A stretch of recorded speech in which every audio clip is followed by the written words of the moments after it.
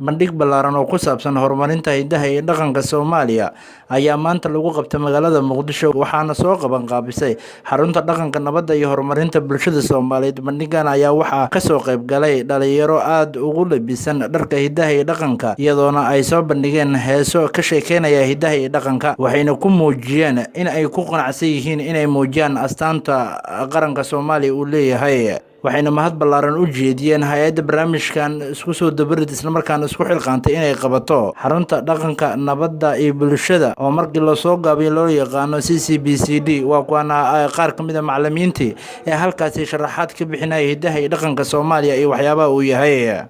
waxaan ku bogaadinayaa inay ku dadaalaan hidaha iyo dhaqanka maanta loo soo jeeday inay tahay hidii dhaqankii Soomaaliya ahaan jirtay aysan ahayn hidii dhaqan kale ayna sii bartaan ay sii faa'iideystaan.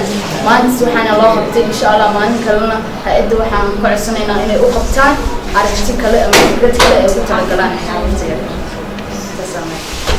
gabagaba maanta dad badan ay ka faa'iideysteen dhalinyaradan aad ay maxaan ku dhihi lahaa u barteen suugaanta iyo waxyaalaha noocaas oo kaleeta iyo dhaqanka kobcinta iyo xarunta oo maanta lagu qabtay waxay tahay waa xarunta dhaqanka iyo maxaan ku dhihi lahaa kobcinta horumarinta iyo nabadda.